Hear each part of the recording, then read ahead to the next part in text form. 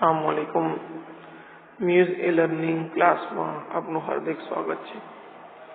मित्रों, આપણે હેલો આલ્કેનની પ્રક્રિયાઓ ભણી ગયા। હવે આપણે ભણીશું હેલો એરિન સંયોજનની પ્રક્રિયાઓ, પરંતુ બંને વચ્ચે તફાવત છે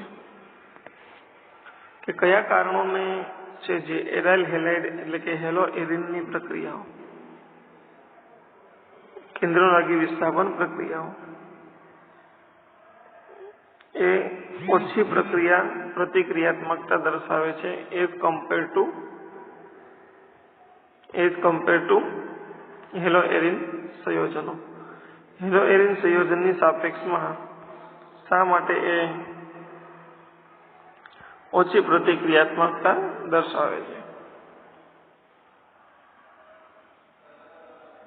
તો તેના કેટલાક પરિબળો છે, તેના કેટલાક રીઝન છે જેનો આપણે વિગતે અભ્યાસ કરીએ। નંબર 1, સંસ્પંદન અસર। હેલો એરિન સંયોજનની અંદર ક્લોરીન પરમાણુ ઉપર અબંધકારક ઇલેક્ટ્રોન યુગ્મ હોય, જે ઇલેક્ટ્રોન યુગ્મ દાન કરે એટલે બેન્ઝીનના પાઈ ઇલેક્ટ્રોન સાથે સંયુગ્મન કરે, અને આ રીતે દાન કરવાથી એ દ્વિબંધ બને। આ દ્વિબંધ છે સિંગલ બંધમાં રૂપાંતર પામે, એ ફરીથી બંધમાં રૂપાંતર પામે તો બંધ ઇલેક્ટ્રોનમાં રૂપાંતર પામે, એ ફરીથી આમાં રૂપાંતર પામે તો બંધ ઇલેક્ટ્રોનમાં રૂપાંતર પામે। આવી એની રાસાયણિક પ્રતિક્રિયાત્મકતા જોવા મળે છે, બરાબર। આવી તેની પ્રતિક્રિયાત્મકતા જોવા મળે।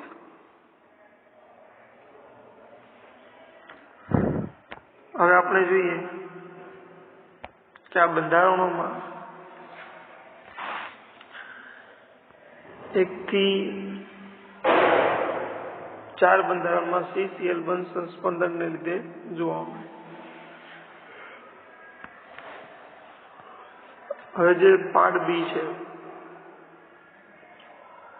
એનો તફાવત શું છે ક્રિયાશીલતાનો એ જોઈએ।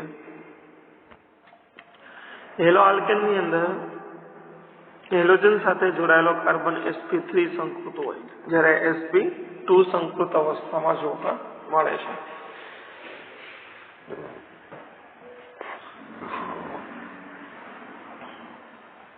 અને અહીંયા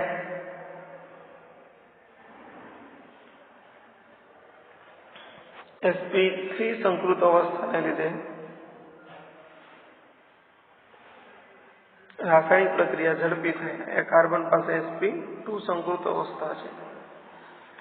S લાક્ષણિકતામાં 25% છે, એટલે ઓછો વિદ્યુત ઋણ કાર્બન હોય। S ની લાક્ષણિકતા 33% છે, તેથી વિદ્યુત ઋણ તેની વધારે જોવા મળે। ઇલેક્ટ્રોન યુગ્મની પકડ ઓછી હોય, ઇલેક્ટ્રોન યુગ્મની પકડ જે છે વધારે મજબૂત રાખે છે। CCl બંધની લંબાઈ સિંગલ બંધને લીધે 177 પાઇકોમીટર છે, આ 169 પાઇકોમીટર છે, કારણ કે ક્લોરીનને પોતાના તરફ ખેંચી રાખે છે। આ બંધ લાંબુ હોવાથી સરળતાથી તૂટી જાય છે અને કેન્દ્રરાગી પ્રક્રિયાઓ પ્રમાણમાં સરળ આપે। આ બંધને તોડવા માટે વધારે ઉર્જાની જરૂર પડતી હોવાથી કેન્દ્રરાગી વિસ્થાપન પ્રક્રિયાઓ મુશ્કેલ જોવા મળે। એટલે કે sp2 ટૂંકો બંધ મજબૂત CCl હોવાથી ખૂબ જ વધારે મુશ્કેલ છે તોડવા માટે। ફિનાઇલ કેટાઇનની સ્થિરતા પણ એ જવાબદાર છે।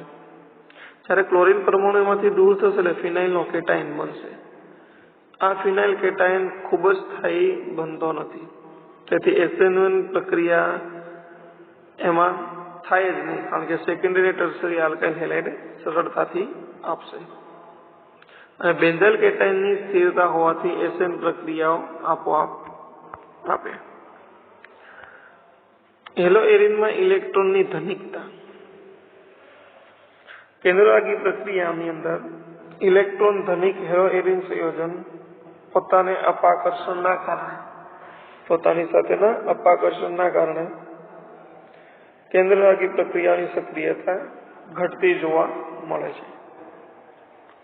X દૂર થાય Nu ને એટેક પામે, બરાબર, નેગેટિવ વચ્ચે અપાકર્ષણ થશે, માટે પ્રક્રિયા ખૂબ જ મુશ્કેલ જોવા મળે. જોઈએ કેટલીક પ્રક્રિયાઓ. આ ક્લોરીનને દૂર કરીને ફિનોલને લાવવો છે. ડાયરેક્ટ ક્લોરીન છે ફિનાઇલ રિંગમાં, બીજું કાંઈ નથી.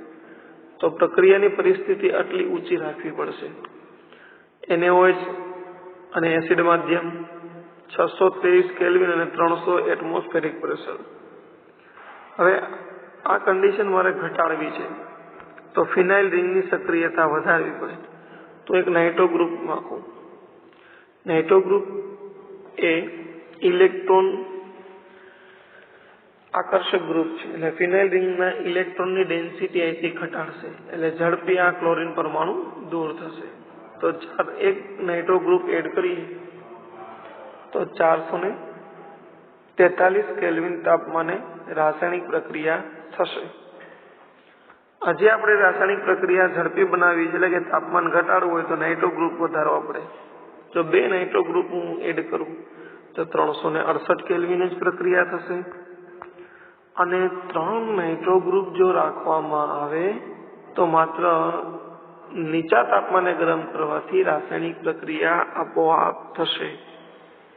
એટલે અહીં મિત્રો રાસાયણિક પ્રક્રિયાનો વેગ વધ્યો એવું આપણે કહી શકીએ છીએ, કારણ કે પ્રક્રિયાનું ટેમ્પરેચર અને પ્રેશર એ ઘટતું જોવા મળે છે. Thank you for